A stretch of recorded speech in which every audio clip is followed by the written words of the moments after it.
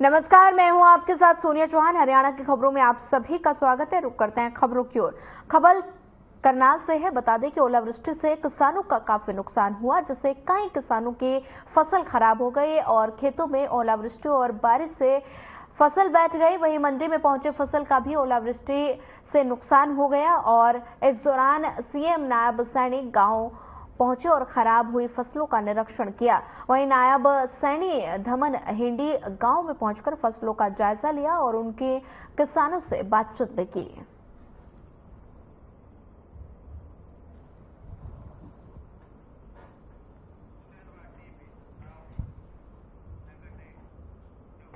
मुख्यमंत्री बता दें कि पूर्व मुख्यमंत्री मनोहर लाल ने पूर्व उप मुख्यमंत्री दुष्यंत चौटाला को नसीहत दी और कहा कि अगर वो बीजेपी के बहकावे में आकर 4.5 साल बीजेपी के साथ थे तो उन्हें बहकना नहीं चाहिए था। वहीं अवैध शराब के मामले में दुष्यंत चौटाला द्वारा बीजेपी सरकार पर लगाए गए आरोपों के जवाब में मनोहर लाल ने कहा कि उनके कार्यकाल में क्या हुआ इस पर वो बोलेंगे तो अपना ही घर खराब होगा और इसलिए इस मुद्दे पर वे कुछ नहीं कहेंगे।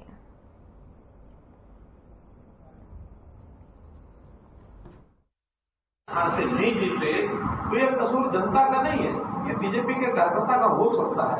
हम जितने जीत के लाए वो ले गए, वो जीत के लाए वो ले गए, वो कम है हम ज्यादा है, हम ज्यादा मिल गया हमको कम मिल गया, लेकिन जीत के जो आया है उसका अपने क्षेत्र के प्रति कोई एक लोगों की अपेक्षा होती है, उसकी जिम्मेवारी होती है। 5 करोड़ रुपया दिया, कौन सी बड़ी बात है। अगर लाख करोड़ से ज्यादा बजट होता उस समय भी 70-80 हजार करोड़ हो गया था, 450 करोड़ दिए हैं।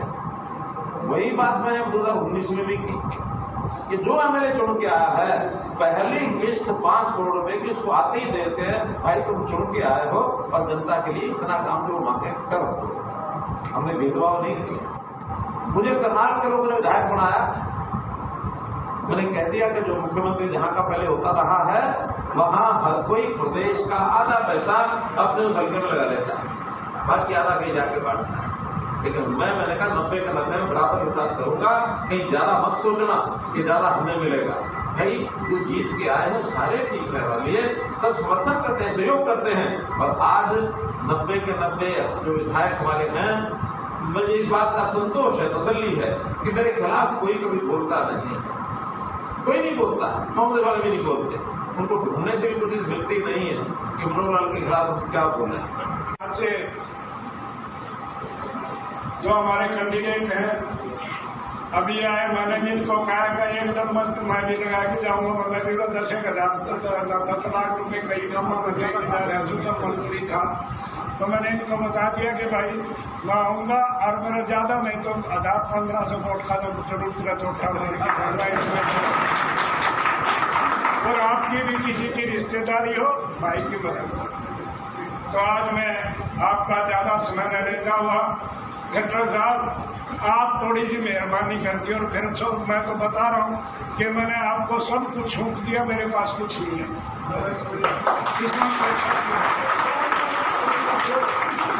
ये कई तो आपके ऐसे भगत हैं, ये मैं एक आदमी है, ये रविंद्र जी बैठे हैं शंकर।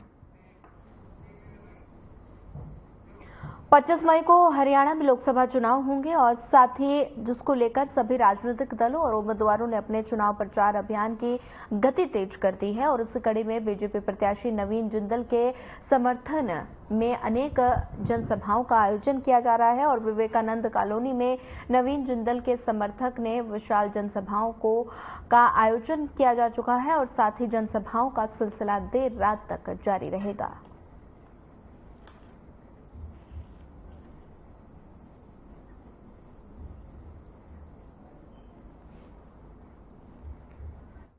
देखिए, यहाँ पर श्री कृष्ण भगवान ने अर्जुन को गीता का उपदेश दिया। मैं उस स्थली से यहाँ से विधायक बना, आज मंत्री बना, आशीर्वाद मुझे वहां से मिला। और मैं कहूँगा मैंने आदरणीय श्री अपना नरसिंह सैनी जो हमारे आज मुख्यमंत्री, उनके साथ 5 वर्ष लगातार नगर पार्लियामेंट में काम किया। लोग यहाँ पर मुझे कहते हैं राम लक्ष्मण की जोड़ी, उसके बाद कहते थे शोले पिक्चर थी जय वीरू की जोड़ी। तो आज मैं दावे से कहूंगा भाई नवीन जी मेरे साथ चल रहे हैं ना, ये भी कोई ना कोई जोड़ी बना के तो 100% जो विजन है।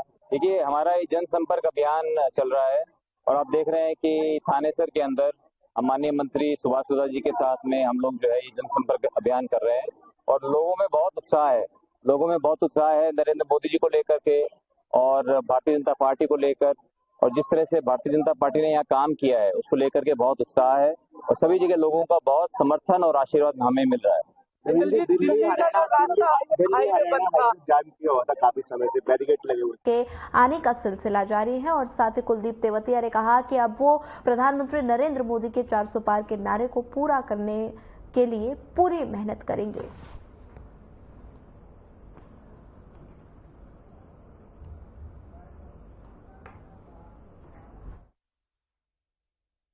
मंत्री जी, आज फिर भारतीय जनता पार्टी में बड़ी जो है ज्वाइनिंग की है बात है और पहले भी जो है आपकी पार्टी से क्या?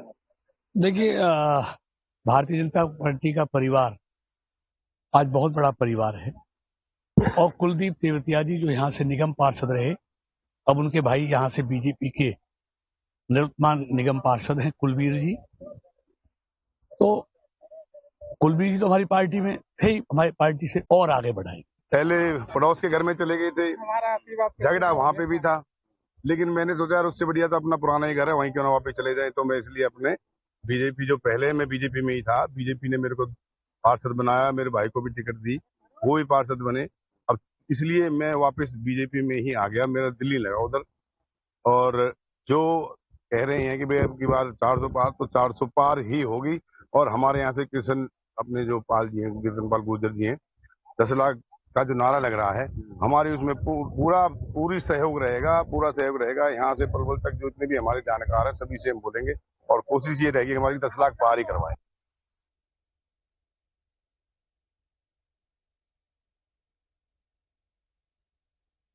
सचिव टीवी एसएम प्रसाद ने वीडियो कॉन्फ्रेंसिंग के माध्यम से समीक्षा बैठक की और प्रशासनिक सचिवों और सभी जिलों के उपायुक्तों और रबी फसल की खरीद से संबंधित अधिकारियों को निर्देश दिए कि ओलावृष्टि से खराब हुई फसलों का जल्द से जल्द सर्वे किया जाए ताकि किसानों को उनका भुगतान जल्द मिल सके और साथ ही प्रदेश के मंडियों और गेहूं सरसों की आवक तेजी से बढ़ रही है और किसानों और आढ़तियों से तालमेल करके मंडियों में फसल की खरीद बंद रखे, ट्रकों और अन्य वाहनों के माध्यम से 24 घंटे में 50% गेहूं के साथ सरसों की फसल का मंडियों में उठान करवाकर गोदामों में रखवाए।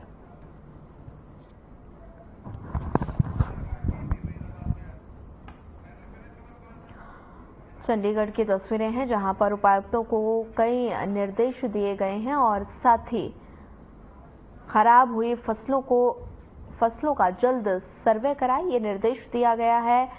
चंडीगढ़ की तस्वीरें हैं जहां पर मुख्य सचिव ने समीक्षा बैठक की, उपायुक्तों को कई निर्देश दिए।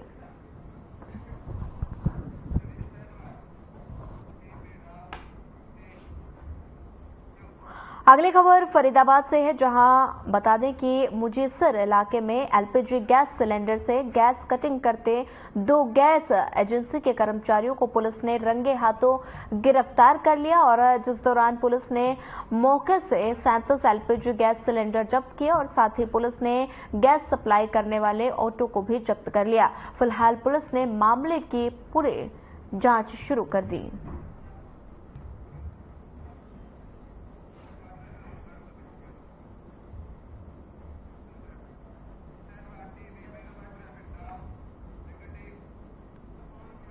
बीते दिनों महेंद्रगढ़ जिले में हुए स्कूल बस सड़क हादसे के बाद प्रदेश के हर एक जिले में प्रशासन पूरी तरह से अलर्ट नजर आ रहा है और साथ ही रोड के ऊपर ट्रैफिक पुलिस को या फिर लोकल पुलिस, साथ ही आरटीए विभाग के लगातार रोड के ऊपर उतरकर स्कूल बसों के साथ साथ प्राइवेट इको वैन गाड़ियों में भेड़ बकरियों की तरह बच्चों को भरकर ले जाने वाले लोगों के खिलाफ सख्त कार्रवाई करते हुए नजर आ रहा है। ताजा मामला बल्लभगढ़ के अंबेडकर चौक का है जहां पर ट्रैफिक पुलिस टीम ने कई इको वैन गाड़ियों के चालान किए और इस पर जानकारी देते हुए ट्रैफिक पुलिस के एएसआई अनिल कुमार ने बताया कि उच्च अधिकारियों के आदेश अनुसार कार्रवाई अमल में लाई जा रही है।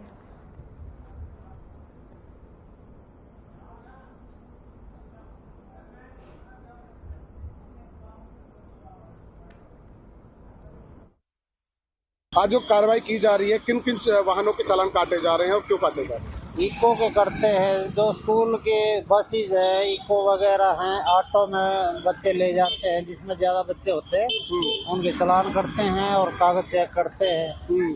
ये बड़ी लापरवाही है कि बच्चों को भेड़ बकरियों की तरह वैन के अंदर भरा जाता। कोई हादसा होगा तो ऐसे में कितनी लापरवाही मानते हैं?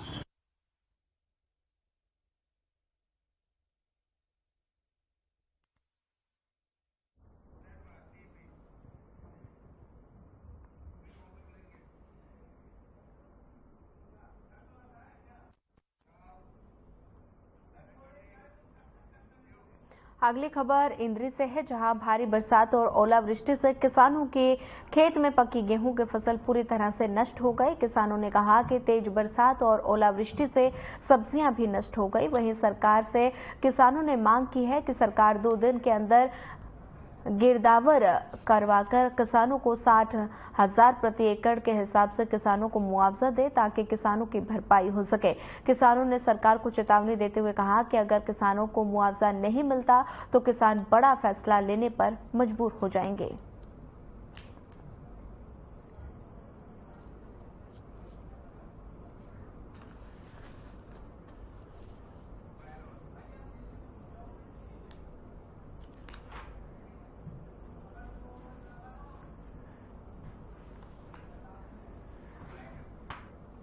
कटी थी अभी तक तो, और जे ला लो 14 किले का नुकसान है, इस भाई का 15 किले का नुकसान है, इनने भी 1 किले का है टोटल। जो अंदाजा लावा जी तो दूर ले ले, इधर यमुना घाट से लेकर दूर इंद्री तक चले गया, नहीं ज्यादा ये तो कई 1000 एकड़ है। तो एक एक आदमी का क्या बतावा सरकार से कितना मांग तो जी आपके आगे अभी देख लो, बड़े खड़े था खेत, और आज इसमें मैं 2% भी नहीं दे रहा, टोटल लॉस में आयु। तो कम नहीं ज्यादा हो तो सरकार ने पता भाई कितने उसमें लिखा गेहूँ अपना 60,000 रुपये प्रति एकड़ के हिसाब से गेहूँ को मुआवजा देना चाहिए सरकार ने। वृष्टि इतनी ओलावृष्टि आई जी कि जो फसल थी ना किसान की, उसमें सारी बैल दाना नीचे धरती से टूट गया है और जिम्मेदार बिल्कुल मरने के करार पर है। हालात इतने रो रो का किसान का बुरा हाल है रहा। हर किसान दुखी है कि अभी हमारे फसल जो मौके पर पक रही थी और उसको नुकसान हो गया। ऐसे हम सरकार से ये प्रार्थना करते हैं कि जो आल लगी थी, टमाटर थे, कणक थी, सबसे बड़ी चारा था पशुओं के लिए। कल 19 तारीख को 4-4:30 बजे करीब जी थोड़ी बरसात, टोटल ओले थे, कम से कम आधा घंटा ओलावृष्टि हुई और इस एरिया के जितने भी किसान हैं बहुत ही ज्यादा नुकसान हुआ। 100 की 100% गेहूं का, टमाटर 100%, मक्के का 100%। जिम्मेदार के पास बची कुछ नहीं, तो जीना तो पड़ेगा लेकिन मर नहीं सकता किसान। और किसान को मुआवजे के लिए गेहूं पे कम से कम 60,000 रुपये किला, टमाटर पे 1,00,000 रुपये किला, मक्के पे 40,000 रुपये। और इसकी जल्द से जल्द प्रशासन से अनुरोध है कि मौका मुआवजा। अगली खबर सोनीपत से है, जहां एक मां ने अपने प्रेमी संग मिलकर 5 साल की बेटी की डंडे से पीटकर बेरहमी से हत्या कर दी और हत्या करने के बाद उसके मामा के घर बच्चे को छोड़कर अपने प्रेमी के साथ भाग गई। जब मामा ने बच्चे को देखा तो उसके शरीर पर चोट के निशान थे, जहां उन्होंने पुलिस को इसकी सूचना दी और इस दौरान सदर थाना पुलिस ने शव को कब्जे में लेकर खानपुर मेडिकल कॉलेज अस्पताल में पोस्टमार्टम कराया। फिलहाल महिला और उसके प्रेमी के खिलाफ हत्या का मुकदमा दर्ज कर लिया गया है। परिजनों ने जल्दी दोनों की गिरफ्तारी के साथ दोनों की फांसी की मांग की है।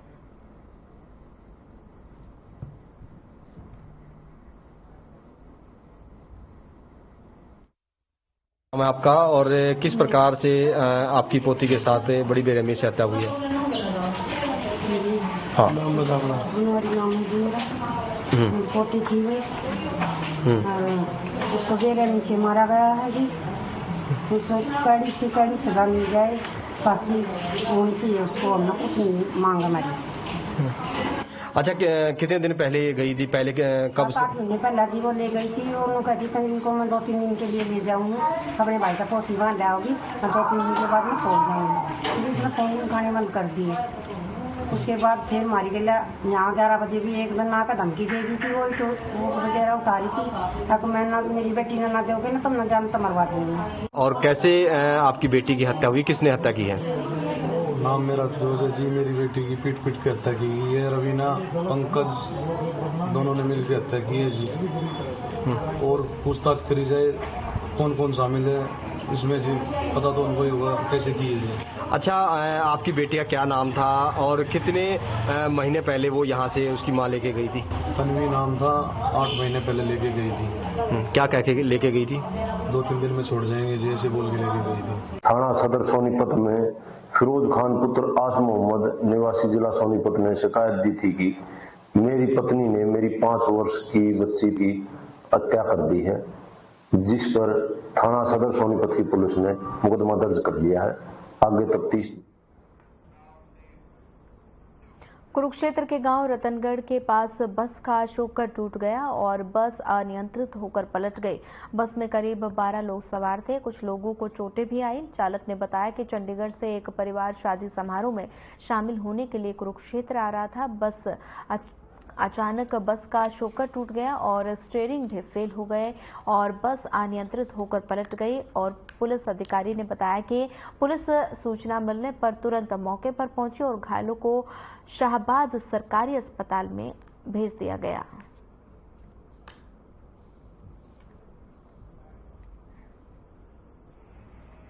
परिवार जा रहा था शादी में, रास्ते में जैसा हमें पता लगा है जिस वजह से ये गाड़ी पलट गई। इसमें 11 सवारी हुई, एक ड्राइवर था, जिसमें से 3 को हल्की फुल्की चोटें आई हैं, बाकी सभी सुरक्षित हैं। अच्छा जी, तो जिनको चोटें आई हैं सर, इसमें थोड़ी सी ना स्टीयरिंग प्ले होने करके और शॉकर टूटने करके स्टीयरिंग में दिक्कत आई थी। हाँ जी, थोड़ा शॉकर भी टूट गया ना जिसका। तो और पलटा कैसे? पलटा तो पलट गया। तो हिट तो नहीं करा किसी का? तो कितनी सवारियां थे इस समय? इसमें 10-12 सवारियां थी। तो कहाँ से कहाँ जा रही थी ये? हम चंडीगढ़ से आए थे, एक कुरुक्षेत्र तक जाना था। कुरुक्षेत्र तक। तो क्या ये सभी एक ही गाँव से, एक शहर से थे क्या? अलग एक ही शहर से। नशे पर लगाम लगाने के लिए अंबाला पुलिस विशेष अभियान चलाए हुए है। आए दिन नशा तस्करों पर कार्रवाई भी की जाती है और इसके चलते अंबाला शहर स्थित नशे का हब कहे जाने वाले हेडा कॉलोनी में पुलिस ने बड़ी कार्रवाई की। चौकी इंचार्ज रवि ने बताया कि हेडा कॉलोनी में नशा तस्करों के निर्माण को तोड़ा गया और पिछले कुछ महीनों में ये निर्माण किया गया था, जिसका उपयोग नशा तस्करी के लिए किया जाता है और साथ ही आने वाले समय में ऐसी कार्रवाई चलती रहेगी।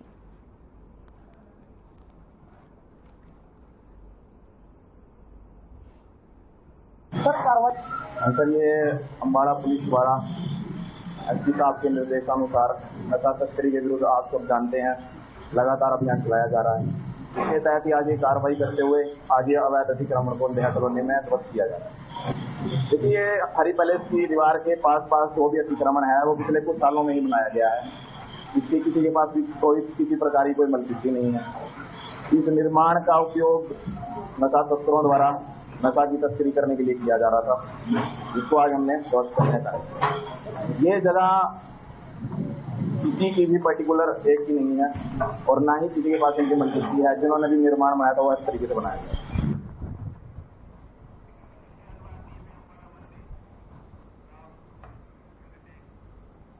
हरियाणा की अनाज मंडियों में गेहूं की फसल आने का सिलसिला लगातार जारी है और इस समय कह सकते हैं कि हरियाणा के सभी मंडियों में गेहूं की आवक पीक पर है और साथ ही किसान भी लगातार फसल लेकर पहुंच रहे हैं।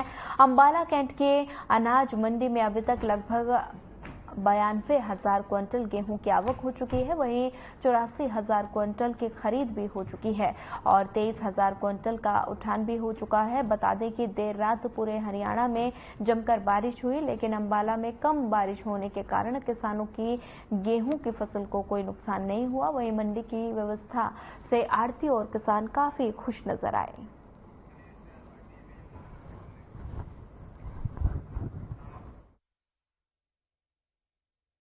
सरकार के नियमों को ताक पर रखकर बता दें कि यमुनानगर के कई प्राइवेट स्कूल चल रहे हैं। मोटी फीस वसूलने वाले स्कूल के बच्चों के लिए सरकार के निर्धारित नियमों को कभी पूरा नहीं कर सकते और इसी को लेकर यमुनानगर के block education officer Karnail Singh Sandhawa ने यमुनानगर के कई स्कूलों का निरीक्षण किया तो पाया गया कि अधिकतर स्कूल बिना मान्यता प्राप्त चल रहे थे। ज्यादातर स्कूलों में बच्चों की सुरक्षा का भी कोई ध्यान नहीं रखा गया और साथ ही बड़ी तादाद में ये भी कहा गया कि कई स्कूल तो इतने पुराने हैं और शहर के बीचों बीच ही स्कूल पिछले कई सालों से चल रहे हैं, लेकिन कभी भी इनके खिलाफ कार्रवाई नहीं हुई। इस पर करनैल सिंह संधावा ने कहा कि जहां जहां भी जिन जिन स्कूलों में खामियां मिली हैं उसके लिए एक रिपोर्ट तैयार कर ली गई है और निश्चित रूप से इन स्कूलों पर जल्द कार्रवाई की जाएगी।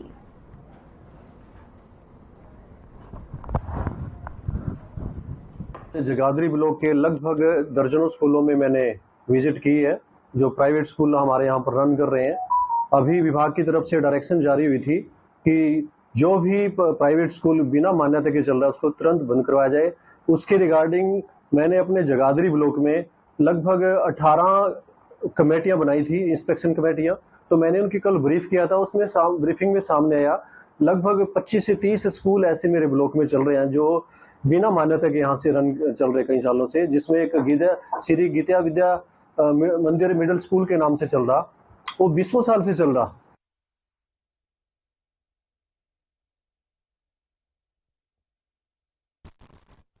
शंभू स्टेशन पर रेलवे लाइन पर बैठे किसानों के कारण अब आम जनता को, खासकर ट्रेन के सफर करने वाले लोगों को भारी परेशानी का सामना करना पड़ रहा है और किसानों की रिहाई की मांग को लेकर चौथे दिन किसानों का रेल रोको अभियान जारी है और साथ ही रेलवे ट्रैक बंद होने की वजह से अंबाला रेल मंडल से गुजरने वाली 85 मेल एक्सप्रेस ट्रेनों को रद्द किया गया और 22 मेल एक्सप्रेस को शॉर्ट टर्मिनेट कर दिया गया। 230 ट्रेनों के रूट बदले हैं और रेलवे अधिकारी की अगर माने तो टोटल 500 ट्रेन इस आंदोलन से प्रभावित हुई और प्रभावित हो रही ट्रेनों की संख्या लगातार बढ़ रही है।